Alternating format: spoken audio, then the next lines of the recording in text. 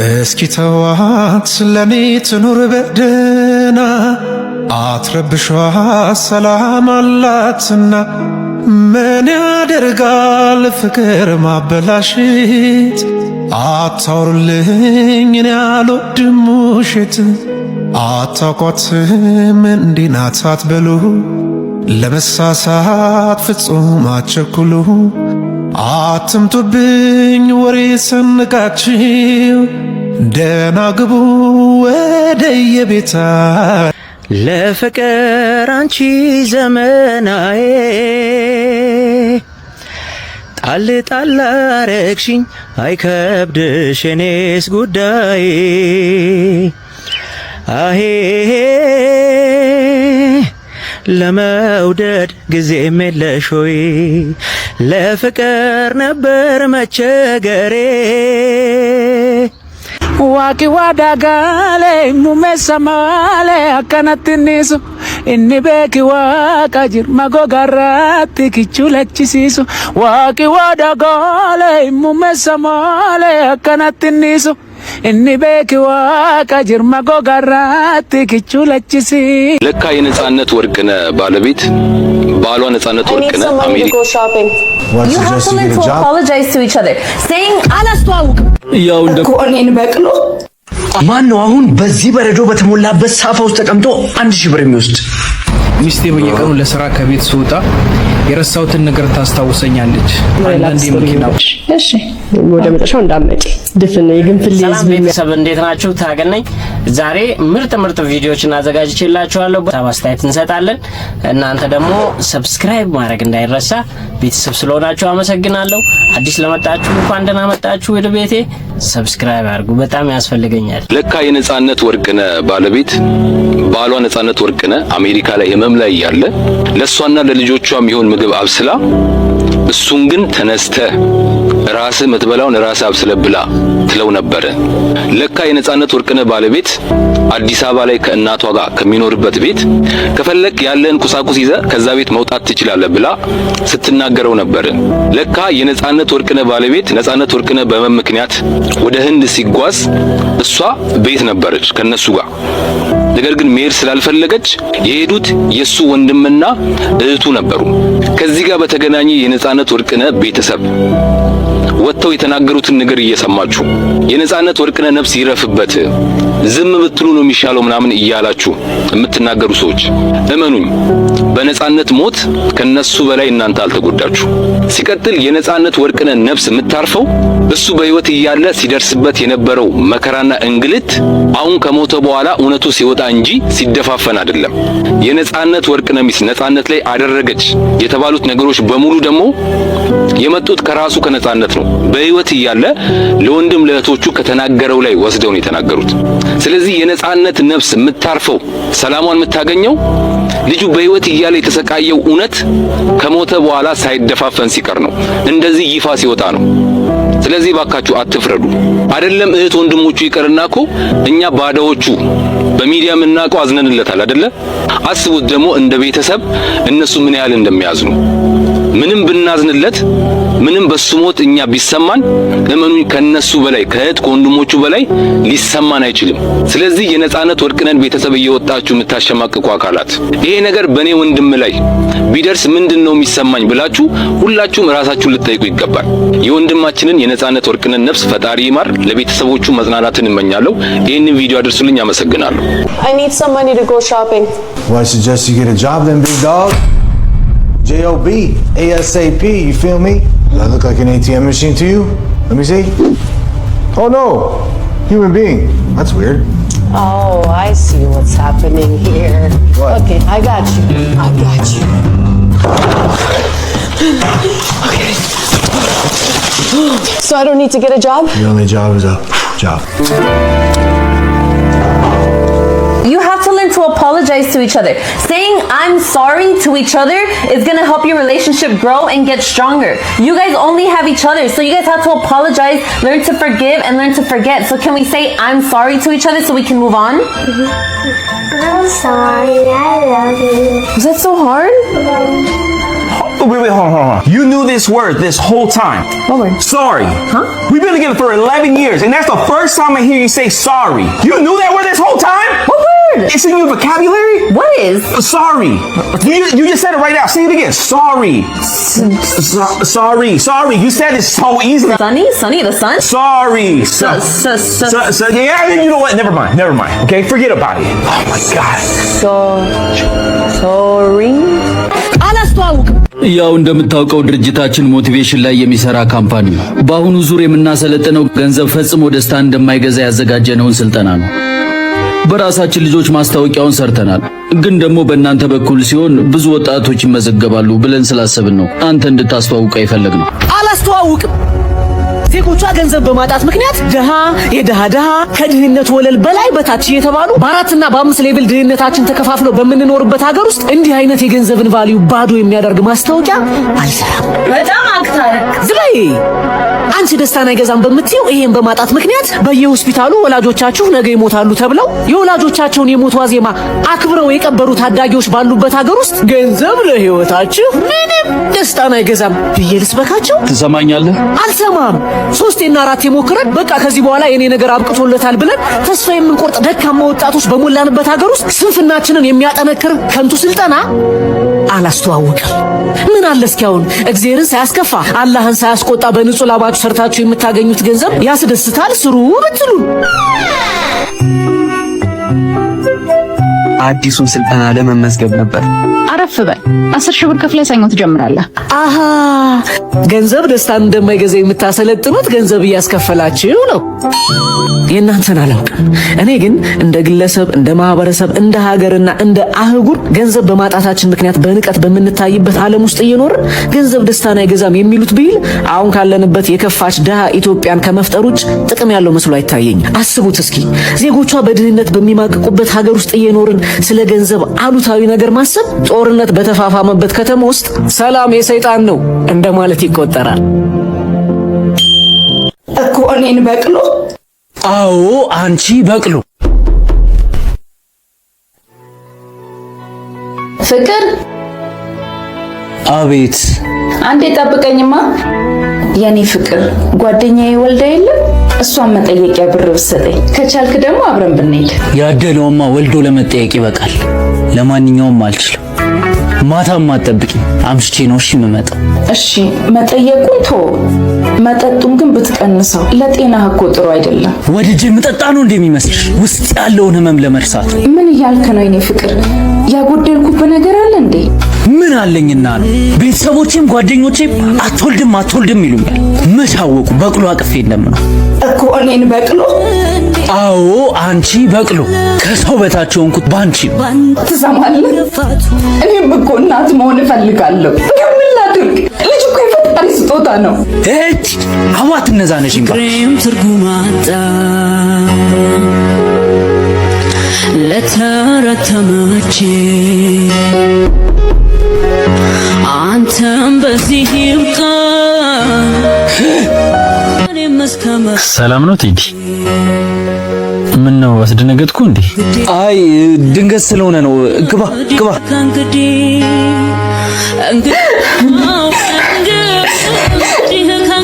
ወንድሜ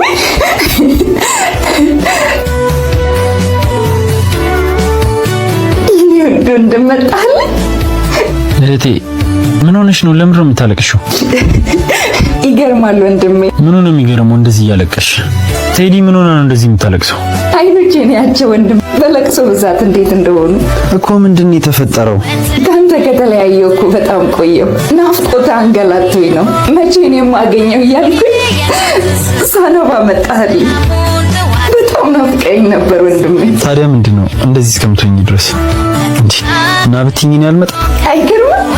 ፍቅር ራሱ እኮ ራስሽን ጎዳሽ። እንደዚህ አትሁኝ ሄደን እንጠይቀዋለን ሲለኝ ነበር አይደል? ፍቅር እኮ እህቴ በጣም ናፍቀሽኛል።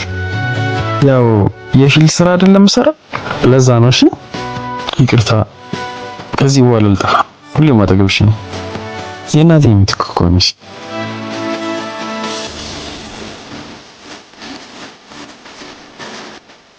ቦሪያስ እኮ ፍቅር ቤት ገብቶ ልቅመስ እንጂ። በሉ ግቡ። ግቡ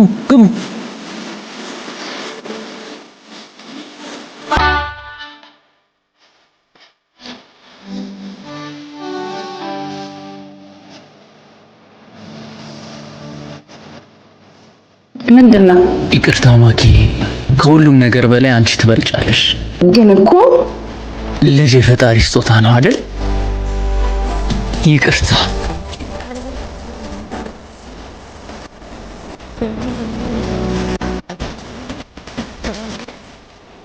እኔ ውስጥ አስገብታችሁ ትቆያላችሁ።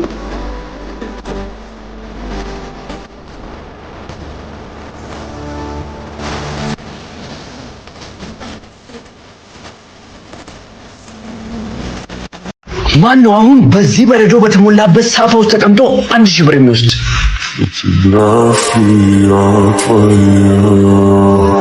አንተ ትሞክራለህ? በተቀመጥክበት ሰዓት ልክ ገንዘቡ ይጨምራል። ልጅ በጭራሽ እንደዚህ አይደርግም። የሚገርም ነው።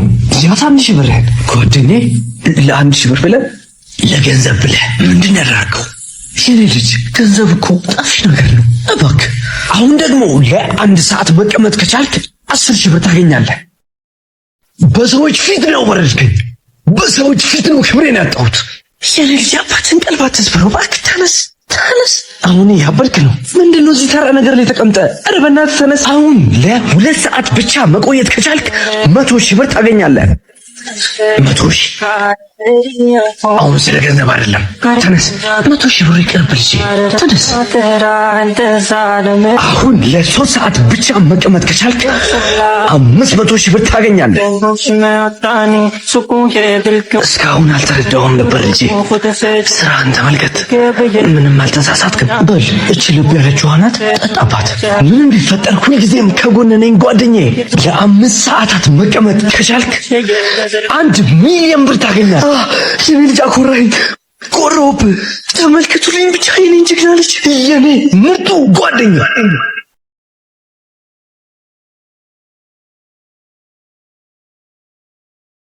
ሚስቴ በየቀኑ ለስራ ከቤት ስወጣ የረሳሁትን ነገር ታስታውሰኛለች።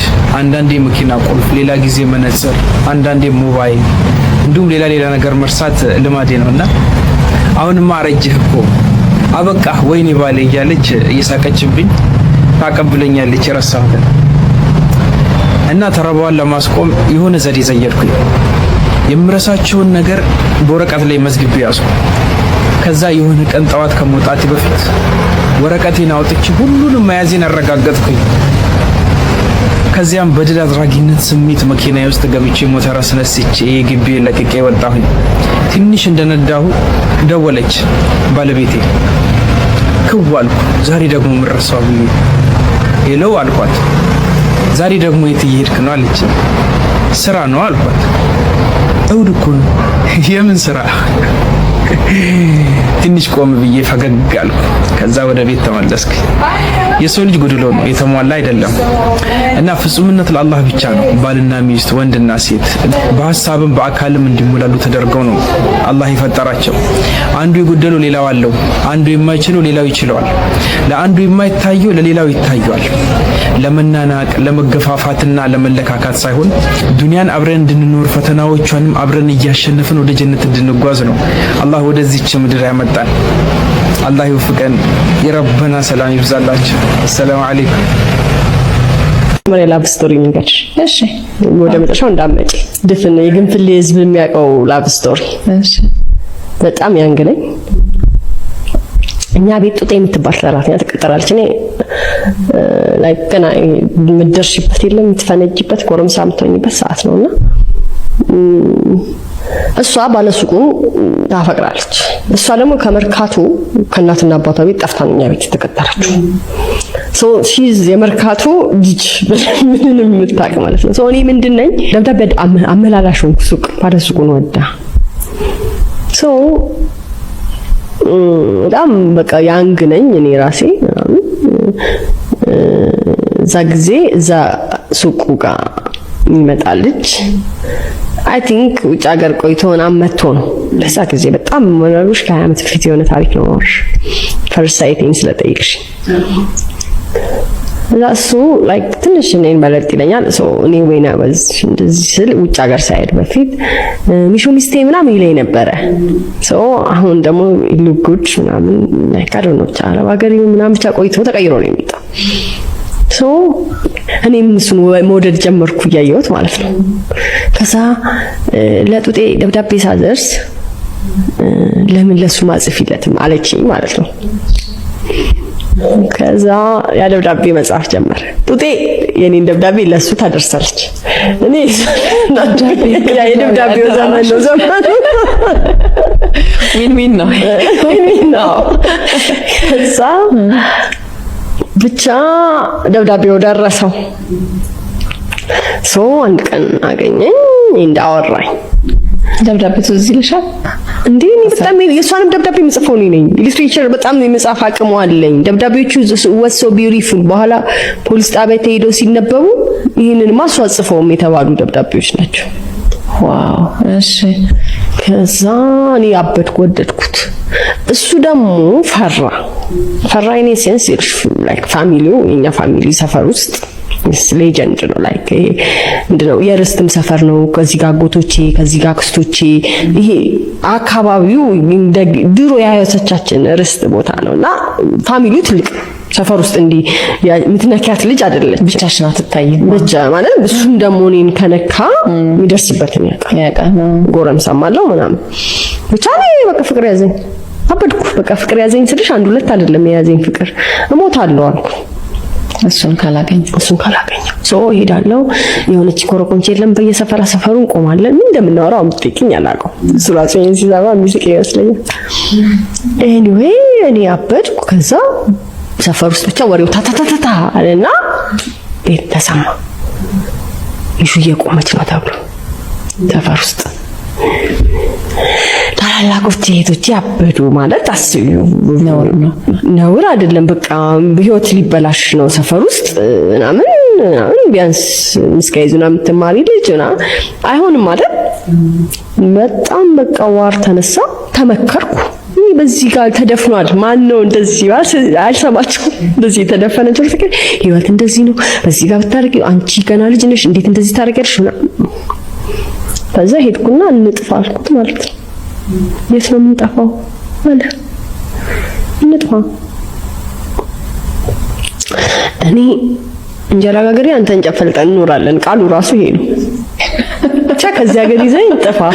እሺ እንግዲህ እኔ ደግሞ ኢኮኖሚካሊ ምናምን ትንሽ ይሻላል። ያው በኋላ መጥቶ ከአሜሪካ ላይ እኔ እኮ አለኝ የሚሻለኝ ይላል። አንቺ የእንጀራ ጥርዝ የሚቆስጥሽ ልጅ ይዘኝ ጥፋ ብለሽ እኔ ቤት ውስጥ እንጀራ የሌለ ሰው ምን ፈርቼ ነው አልጠፋም ያልኩት? ያኔ